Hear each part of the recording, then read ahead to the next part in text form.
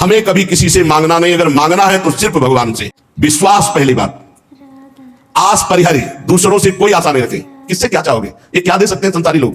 कोई ऐसा नहीं है जो मांगने में ना उतारू हो, सब मांग रहे हैं। अगर मांगना ही है तुमसे तो ऐसे ऐसे से मांगो जहां से मांगना मिट जाए, वो केवल भगवान, केवल भगवान। भगवान के सिवा अन्य से किसी मांगने से हमारा मंगतापन नहीं मिटेगा।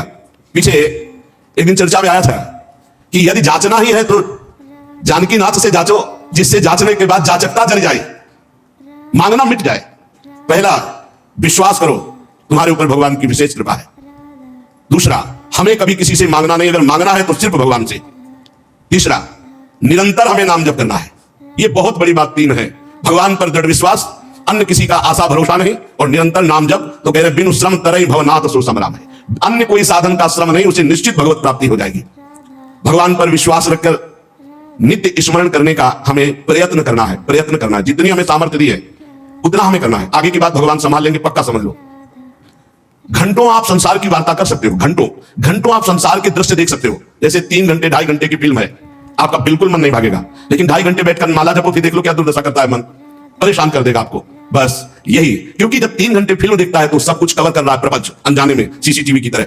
और जब नाम जप करते हो 3 घंटे, तो वो अंदर से मन को खाली कर रहा है, मन को निर्मल कर रहा है। ये बात पकड़ लो तो हिम्मत पूर्वक डटे रहोगे, और नाम जब छोड़ोगे नहीं तो तुम्हारा मन निर्मल हो गया। जहां मन निर्मल हुआ, निर्मल जन मन सो मोहि पावा, वो भगवान को प्राप्त कर लेता है। ये विश्वास रखो, भगवान हर समय तुम्हें देख रहे हैं। भगवान सर्व सामर्थ्यशाली है, और भगवान ने तुम्हें निमंत्रण दिया है अपने साक्षात्कार का। अभी मानव दे और साधु संग और भजन के रंग में चलने का अवसर मिला है। भगवान ने तुम्हें निमंत्रित किया, आओ परमानंद का भोग लगाओ। शब्द, स्पर्श, रूप, रस, गंध, ये सब चिदानंद में भगवान के, इनका आनंद लो। जब भगवान ने निमंत्रण कर ही दिया है तुम्हें और पंगत में बैठा दिया, ये पंगत में बैठे हो, परमानंद की भोग वृत्ति, परमानंद का भोग लगकर तुम्हें प्रसाद मिलेगा। भगवत शब्द, भगवत स्पर्श, भगवत रूप, भगवत लीला, भगवत धाम का ये जो आनंद है, ये परमानंद परोसा जाएगा। आप पंगत में बैठ गए। कोई धर्मात्मा पुरुष जब तुम्हें पंगत में बैठाता है, पत्तल दूना डाल देता है, तो इसके बाद तुम्हें उबने की जरूरत नहीं, सामान भी आएगा। वो ऐसा कंजूस नहीं कि पत्तल दूना डाल के उठा दे और भगा दे। तो भगवान ने तुम्हें बुलाया, वृंदावन आए, सत्संग सुनाया, अपने मार्ग में चलने का उत्साह दिया, तो भगवदानंद की प्राप्ति भी उन्हीं की कृपा से होगी, तुम चिंता मत करो। एक और तुम्हें बात बता दे खास, यदि भगवान के आश्रित हो गए हो, अंदर से दृढ़ भरोसा भगवान का, और निरंतर भजन भी नहीं होता, तो आपको निरंतर भजन का ही फल मिलेगा। जैसे कोई आदमी लेबर को लेवा लवे, अब भाई शाम तक के कितने लोग? बोले 500 रुपए। अब बैठ जाओ, यहां बैठ जाओ, हम आपको काम बताएंगे। और शाम तक उसने कोई काम नहीं करवाया, तो बोले उसको 500 रुपया देना पड़ेगा कि नहीं देना पड़ेगा? पक्का देना पड़ेगा ना। तो भगवान को भगवत प्राप्ति करानी पड़ेगी। बुलाया है हमको, श्री राधिका कृपा बिनु सबके मनन अगम में श्री जी ने वृंदावन बुलाया। जिनको वृंदा विपिन है कृपा के नहीं की हुए, तभी तो यहां आप आओगे। सत्संग सुनाया, क्यों सुनाया सत्संग? हम फंसे थे संसार में, फंसे रहने देते, क्यों सुनाया? संसार का राग हटवाया सत्संग के द्वारा, क्योंकि वो मिलना चाहते हैं आपसे। इतना जब कर दिया तो अब आप अंदर से भगवान की शरणागति स्वीकार करो, अंदर से भगवान का आश्रय स्वीकार करो। भजन की कमी भी होगी तो भी भगवत प्राप्ति हो जाएगी। जैसे 8 घंटा काम करने वाले को 500 मिलते हैं, पर वो काम नहीं करवाया, 8 घंटा बैठा ले रहा, तो बैठा ले रहने के 500 रुपया उसको देने पड़ेंगे, कानूनी देने पड़ेंगे। ऐसे भगवान को भगवत प्राप्ति करानी पड़ेगी। काहू के बल भजन को, काहू के आचार और व्यास भरोसे कुंवर के सुवत पाओ। आपने बुलाया हमको, अगर आप ना घसीटते तो हम जैसे थे संसार में, देखो संसार में अपने आप में सब रमे हैं, वैसे हम भी रमे थे। आपने घसीटा, जब आपने घसीटा तो भगवत प्राप्ति आपको करानी ही पड़ेगी। ये हमको कहने की जरूरत नहीं, वो सत्य सच्चिदानंद है, वो करवा ही देंगे। परंतु अपने को अपने विश्वास में अटल रहना चाहिए। कल एक साधक प्रश्न कर रहे थे कि कई वर्ष नाम जप करते हो गए, अभी विकार नहीं गए, तुम कई वर्ष की बात करते हो, 2-4 वर्ष की बात करते हो। जब तक भगवत प्राप्ति नहीं हो जाती तो ये विकार धीरे धीरे कम होते हुए चिंगारी रहते हैं, खत्म नहीं हो जाते। ध्यान रखना है, हम पूरी बात अपने अनुभव की कह रहे हैं। ये चिंगारी रहते हैं, छोटे छोटे बिंदु, और अगर फूस मिल जाए तो चिंगारी को ज्वाला बनने में देर नहीं लगती। भ्रम में मत रहना, बिना भगवत साक्षात्कार के निर्विकार स्थिति नहीं होती। निर्विकारता दिखाई देती है, पर रहते हैं विकार छोटे छोटे बिंदुओं में, और जहां उसको संयोग मिला तो सिंधु होने में देर नहीं लगती। इसलिए आजीवन सावधान। भगवत प्राप्ति के लिए अन्न जल त्यागने की आवश्यकता नहीं है। बहुत बड़े महापुरुषों के वचन ध्यान से सुनना। अन्न जल का त्याग कर देने से भगवान के दर्शन नहीं हो सकते। अगर होते तो चलो भाई अन्न जल का त्याग कर दो तो भगवान मिल जाए, ऐसा नहीं है। ऐसा कोई शास्त्रीय नियम या संतों ने नियम नहीं बनाया आज तक कि आप अन्न जल का त्याग कर दो तो भगवान मिल जाएंगे। एक अहंकार और हो जाता है, वो अहंकार ना होने पावे। अगर हम फलाहार रहते हैं तो भजन के लिए रहते हैं, हर समय हमारा सात्विक भाव बना रहे और निरंतर भजन बने, बढ़िया बात है। पर यह अहंकार ना हो जाए कि ये तो अन्न पाते हो मैं फलाहारी हूं, 10 भगवत प्राप्ति में बड़ी बाधा अहंकार है। निरंतर भजन और दैन्य अगर रोटी दाल पाने से होता है तो आराम से पाइए, उसी से भगवत प्राप्ति हो जाएगी। श्री भगवान की कृपा भजन से अनुभव में आती है, अन्न जल त्यागने से नहीं। भगवान के दर्शन भजन से होते हैं। जितना भजन करोगे, भगवत आश्रित होकर, उतने नजदीक आप पहुंचते जाओगे भगवान के। एकादश स्कंद में नवयोगेश्वर जन कहते हैं, जैसे भूखे आदमी को एक एक कवल भोजन तो तुष्टि पुष्टि सुधा निवृत्ति होती जाती है, ऐसे ही एक एक भजन, एक एक नाम जप, संसार से वैराग्य, स्वरूप का ज्ञान और भगवान से प्रेम, ये एक एक भजन में होता जाता है। तो अब जैसे कई दिनों का भूखा है, एक दो चार कवल पवा के रोक दो तो कुछ अनुभव नहीं होगा और भूख व्याकुल। ऐसे ही दो चार माला कर लिया आप, काम वो भी हो रहा है दो चार माला से ही, लेकिन आपको अनुभव नहीं होगा। अनुभव होगा जैसे वो आधा पेट भोजन कर ले और फिर स्वाद से खीर का सब्जी का अलग अलग आएगा, इतना भूखा कि पहले आधा पेट हो जाए। ऐसे ही हमको कम से कम 12 घंटा भजन में व्यतीत हो, तब हमारी समझ में आएगा कि नाम का स्वाद क्या है। एक एक नाम संसार से वैराग्य, भगवान से प्रेम और स्वरूप का ज्ञान प्रतिपल करा रहा है। और बोध तब होगा जब कम से कम 12 घंटा भजन 24 घंटे में होने लगे। और जिनका 24 घंटे भजन होता है, ईमानदारी से जिनका 24 घंटे चिंतन होता है, उनको कोई प्रश्न नहीं रह जाता, उनकी कोई चाह नहीं रह जाती, उनकी कोई कामना नहीं रह जाती, अपने आप भगवत साक्षात्कार, अपने आप तत्व ज्ञान होने। भजन में बहुत बड़ा बल है। तो इन सब बाहरी बातों पर साधक ना फंसे कि हम अन्न छोड़ दें, हम जल छोड़ दें, हम ये कपड़ा छोड़ दें। सर्दी है, चिंतन हो रहा, सर्दी का है, चाहे टाट मिले चाहे कंबल तत्काल ओढ़ लो, चिंतन सर्दी का ना हो। प्रिया प्रीतम को खास बात यह है, भूख लगी है, जो मिले नमक रोटी खाओ, इसको शांत करो और चिंतन प्रभु का करो। चिंतन रोटी का हो रहा है, चिंतन कपड़ा का हो रहा है, चिंतन भोगों का हो रहा है, अब वो बात नहीं। ये बात बिल्कुल परमार्थ में शास्त्र सम्मत। हमारा चिंतन नहीं होना चाहिए जागतिक भोगों का। भगवत प्रसाद जो मिला इसे डाल लिया उदासीन भाव से, चिंतन हमारा प्रभु का होना चाहिए। भगवत दर्शन में प्रधान भजन करते हुए जब भगवान से मिलन की व्याकुलता होती है। अभी कहां मिलन की व्याकुलता है? भजन, खास बात भजन है। जितना देर भजन करोगे उतने आप उज्जवल और पवित्र होते चले जाओगे। आपको पता नहीं होता कि आप कितनी ऊंचाई पर चढ़ रहे हैं। जब कोई अपराध बनता है और वो खो जाती है वृत्ति, तब लगता है कितनी ऊंचाई की वो वृत्ति थी, मेरे से गलती हो गई तो देखो वृत्ति खो गई। सहज धारा भगवत चिंतन की, सहज धारा, कोई विक्षेप नहीं, कोई चाह नहीं। और जहां अपराध बन गया तो बाधित हो जाती। कई तरह का अपराध होता है। मैं बहुत भजनानंदी हूं और इनमें तो भजन नहीं, रुक जाएगा आपका भजन। किसी से अपने को मिलाना, उसको अपने से नीचा देखना, मारे गए, आपका भजन रुक जाएगा। किसी की निंदा कर देना, किसी के ऐसी चेष्टा करना कि उसके भजन करने वाले हृदय में दुख पहुंच गया, अब आपका भजन अवरुद्ध हो जाएगा। ना कोई चेष्टा, ना कोई निंदा और ना कोई मिलान किसी से करना है। हर समय देखना है हमारे ऊपर भगवान की विशुद्ध कृपा है, सब संतों की कृपा है, चराचर जगत की हमारे ऊपर कृपा है, सब श्रेष्ठ है, हम सबसे लघु। अब भजन आपका निरंतर चलेगा। अनन्य भजन में ना तन की शुद्धि रह जाए और ना मन की शुद्धि रह जाए। मन भी बेशुद्ध हो जाता है। अभी हमारा मन नहीं लगता तो मन की शुद्धि है, भजन की नहीं, ध्यान रखना। बैठे हो, शरीर में पीड़ा हो रही है, अभी तन की शुद्धि है, भजन की। जब भजन में आएगी तो तन मन डारे खोए, लगन लगन सब कोई कहे, लगन कहावे सोए, जा लगन में तन मन डारे खोए। ऐसा भजन चल रहा है कि मन भी पंग हो गया, तन की भी शुद्धि नहीं। यह है भगवत साक्षात्कार के लिए। जानबूझकर हठपूर्वक अन्न वस्त्र आदि आदि जो शरीर निर्वाह के लिए इनको छोड़ना बड़ा हानिकारक है। शरीर को स्वस्थ रखना भजन के लिए बहुत आवश्यक है। आपका शरीर स्वस्थ है, आप आराम से 2-4 घंटे आसन में शांत बैठकर मन को परमात्मा में लगा सकते हैं। अब आजकल युगी शरीर ऐसे हो रहे हैं, नौजवान आदमी ब्लड प्रेशर, शुगर, क्या क्या परेशानियां। भजन कर लो, आगे और समय ऐसा आने वाला है, भजन के लिए अवसर नहीं। जानबूझकर हठपूर्वक अगर आपको सुविधा सामग्री मिल रही शरीर रक्षा के लिए तो उनका त्याग ना करो। इसके त्याग से कुछ नहीं होता। अब शरीर, ये सब अनुभव की बात है। शरीर उघार है, सर्दी में शरीर कांप रहा है तो चिंतन तो जा रहा है ना सर्दी का।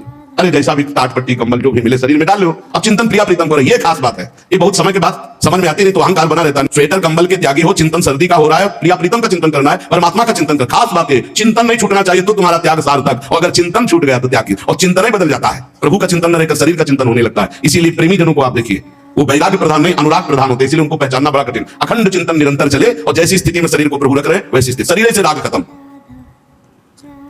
आप निरंतर भजन करें, भगवान के दर्शन की भी मांग ना करें तो भी भगवान को दर्शन देना ही होगा, अपने आप देना होगा। आप पुकारें, आप भजन करें। भगवान दर्शन किसको कब और किस साधना से देते हैं आज तक कोई नियम नहीं है, कोई नियम नहीं। वो कहो अभी आपको दर्शन दे दे, उनके लिए क्या है। इसीलिए तो भगत मस्त हो जाता है जो भगवान की शुद्ध भक्ति करता है कि जब चाहेंगे करुणा निधान निहाल कर देंगे। प्रभु के लिए कोई नियम नहीं है। भगवान जब जहां जिसके ऊपर कृपा करे, बहुत भगवान कृपालु है और आज तक जिनको मिले हैं वो बहुत सरल सहज स्वभाव वालों को मिले। ये जितनी बुद्धि लगाने वाले लोग हैं इनको बहुत दौड़ना पड़ता है, और जो सहज सरल होते हैं भगवान को मिल जाते हैं। भगवान जिनको मिलते हैं कैसे होते? सरल चित्त, संत सरल चित्त जगत हित जान स्वभाव सने। बहुत सहज इनका स्वभाव, कोई छल कपट नहीं, चित्त में निरंतर भगवत स्मृति। भगवान मिले मिलाए हैं यार, भगवान अंदर ही बैठे, वो सब देख रहे हैं।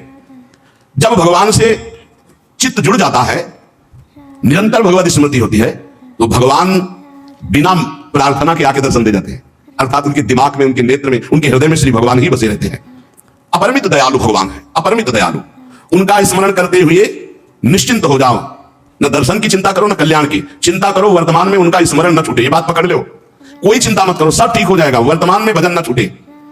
भगवान तुम्हारे जीवन में वही विधान करेंगे जिससे तुम्हारा मंगल होगा। कड़वा विधान भी हो सकता है पर विधान का फल बड़ा मंगल होगा। ऐसा निश्चय करके शांत हो जाओ, चिंता मत करो, भय मत करो। श्री भगवान की कृपा को देख देख कर तुम रुदन करोगे आनंद में, ऐसे वो कृपालु है।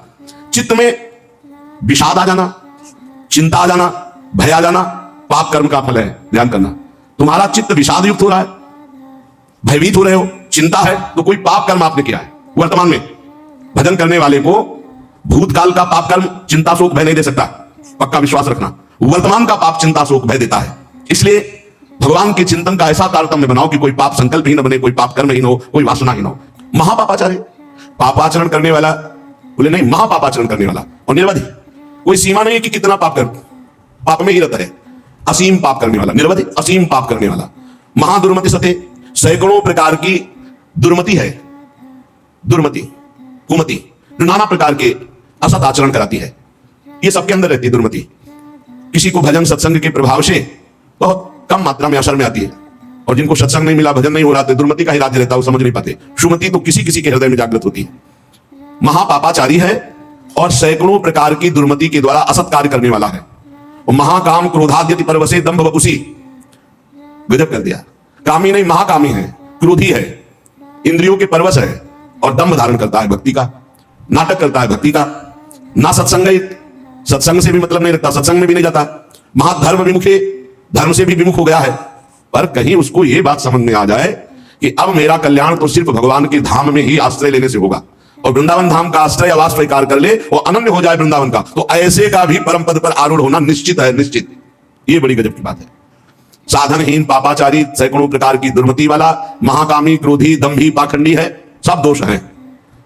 पर उसने एक नियम ले लिया कि आजीवन वृंदावन वास करेंगे, अब हमसे कुछ होने वाला नहीं, तो निश्चित उसको सत्संग मिलेगा, निश्चित रजरानी की कृपा से उसका परिवर्तन होगा, और यहां शरीर छूटा तो परम पद को प्राप्त होगा। ये धाम की महिमा है, ये अमोघ है, धाम का प्रभाव अमोघ है, विश्वास कर लो। ये कलिकाल है, साधन बल से भगवत प्राप्ति होना बहुत कठिन है। श्री चरणों का आश्रय, धाम आदि का वास आश्रय, यही हमें भागवतिक माहौल में रखकर भजन प्रभाव से श्री जी से प्रीति करा देगा। ऐसे जगत में यदि हम प्रियालाल से विमुख है, धाम आदि का आश्रय नहीं लिए, तो देख लो ऐसी माया फैली हुई है, पूछो मत। श्री विग्रह भगवान के अर्चावतार के सामने सर झुकाना, संतों के सामने सर झुकाना, गुरु के सामने सर झुकाना, माता पिता के सामने सर झुकाना, ये तो हमारे सनातन धर्म की बहुत प्राथमिक स्थिति है, नहीं रह गई। कुछ जो सत्संगी है, श्री विग्रह को देखा तो प्रणाम, संतों को देखा तो चलते फिरते भगवान के मंदिर है प्रणाम, माता पिता प्रातः काल उठ के रघुनाथा, माता पिता गुरु नाम माथा। साधारण सनातन धर्म की रीति नहीं रह गई। फिर भक्ति रीति, फिर नियम निष्ठा, फिर अध्यात्म की ऊंचाई, तो बहुत दुर्लभ बात है। कैसा भी व्यक्ति क्यों न हो, अगर भगवत प्राप्ति करना चाहता है तो ना धामवास हो पावे तो 1-2 दिन के लिए, महीना 2 महीना में जरूर आ जाओ।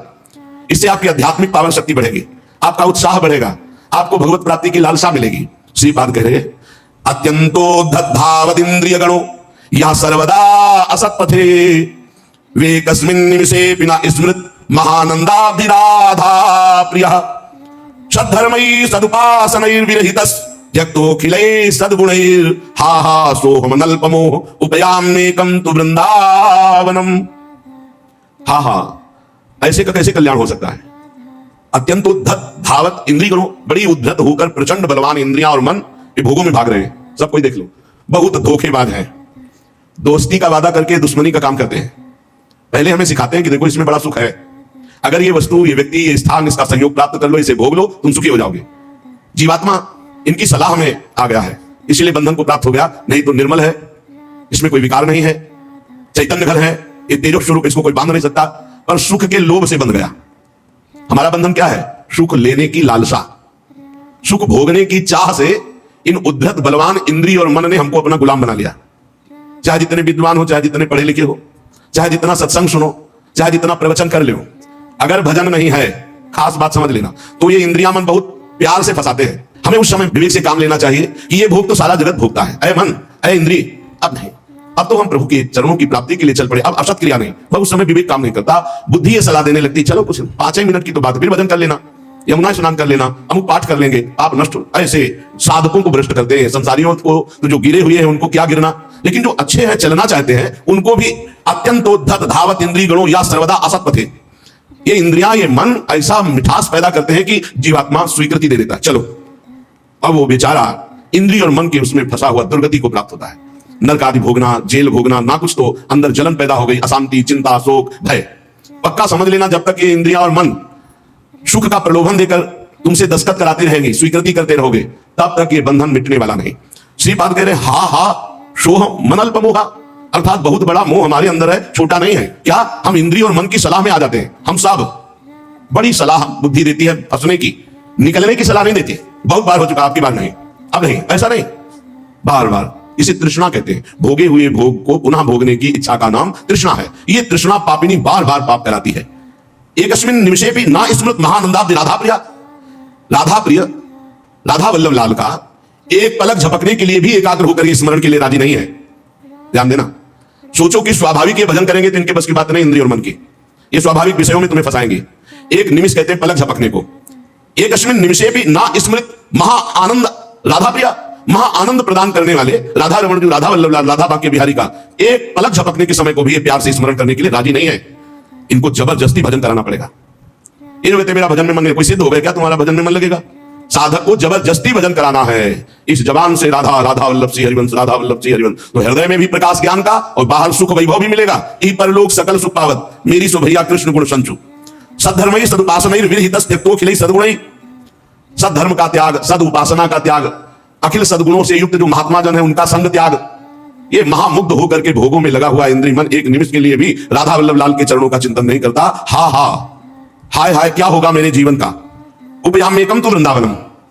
अब मैंने समझ लिया कि मेरा एकमात्र परम कल्याण, उद्धार, मंगल श्रीधाम वृंदावन करेगा, तो मैं आजीवन वृंदावन वास का नियम लेता हूं कि अब मेरे से तो कुछ बनने वाला नहीं। अपने शरीर को इसी धाम में रखूंगा और इसी रज में धूल दूसरी होकर प्राण त्याग दूंगा, तो भगवत प्राप्ति हो जाएगी, पक्का भगवत प्राप्ति हो जाएगी। धाम में आजीवन वास से भगवत प्राप्ति। अब ये जो बीच की यात्रा है ये समझना होगा, नहीं कहीं भ्रम ना हो जाए कि हम धाम वास करें और खूब मनमानी कुमार्गामी प्रवृत्तियों के आचरण करें। देखो ये धाम सुरक्षित है देवी शक्तियों से, जैसे राष्ट्रपति भवन की विशेष सुरक्षा होती है, ऐसे जैसे ये पुरियां हैं, धाम है, तीर्थ स्थान है, ये विशेष सुरक्षित होते हैं। इनमें जो उदंडता करता है, पापी पापाचरण करता है, उनको विशेष दंड दिया जाता है, ध्यान रखना। तो ये जो कहा गया कि आप अखंड धाम वास करें आपको भगवत प्राप्ति होगी, तो अखंड धाम वास और भगवत प्राप्ति के बीच की यात्रा नहीं बताई गई। वो होगी सत्संग से, वो होगी रसिकों के संग से। ऐसा नहीं है कि आप धाम वास करो, खुला पापाचरण करो, आपको भगवत प्राप्ति हो जाएगी, ऐसा नहीं, ऐसा नहीं। ये भ्रम में मत रहना। ये जो कहा जाता है तो धामवासी को सत्संग मिलता है और सत्संग से अपना सुधार करके निरंतर भजन परायण होकर भगवत प्राप्ति करता है। उपासक निरंतर भजन के लिए दृढ़ नियम लेना पड़ेगा। इसके लिए ये नहीं कि घर त्याग करके कहीं भाग कर जाने की जरूरत है। आश्रय धाम का लिए हैं, आप बहुत दूर वास कर रहे हैं और निरंतर भजन का नियम ले लिए कि हम अभ्यास कर रहे हैं। अंतर पड़ सकता है अभ्यासी को, वो कोई सिद्ध पुरुष नहीं है, पर नाम जब का पक्का वही धाम प्रकाशित हो जाएगा, वही प्रिया प्रीतम प्रकाशित हो जाएंगे। विश्वास करी सवास परिहरी, दास तब जे होई रहे, जब नाम तवो बिनु श्रमो तरही भव, नाथ सो समराम है। बहुत जोर की बात गोस्वामी जी कह रहे हैं। जो आप पर विश्वास करके सबकी आशा का त्याग करके आपके चरणों के दास हो गए। दो लोगों से हमेशा हार जाता है, एक अपने परिवार से और दूसरा अपनी पसंद के इंसान से। जब दर्द हद से ज्यादा बढ़ जाता है तो इंसान रोता नहीं, खामोश हो जाता है। नफरत नहीं है किसी से, लेकिन जिस तरह लोग आजकल अचानक से बदल जाते हैं, इसलिए लगता है कि अकेले रहना ही बेहतर है। कीमत पानी की नहीं, प्यास की होती है। कदर मौत की नहीं, सांस की होती है। प्यार तो बहुत लोग करते हैं दुनिया में, पर कीमत प्यार की नहीं, विश्वास की होती है। मैं किसी को इंपॉर्टेंस दूं और वो अपनी औकात ना दिखाए, ऐसा तो हो ही नहीं सकता। जो नसीब में है वो चल कर आएगा, जो नहीं है वो आकर भी चला जाएगा। जिंदगी को इतना सीरियस लेने की ज़रूरत नहीं है। यहाँ से जिंदा बचकर कोई नहीं जाएगा। एक सच यह भी है कि अगर ज़िंदगी इतनी अच्छी होती तो हम इस दुनिया में रोते रोते ना आते। लेकिन एक मीठा सच यह भी है कि अगर ये ज़िंदगी इतनी बुरी होती तो हम जाते जाते इतने लोगों को रुला कर ना जाते। राधा राधा राधा राधा।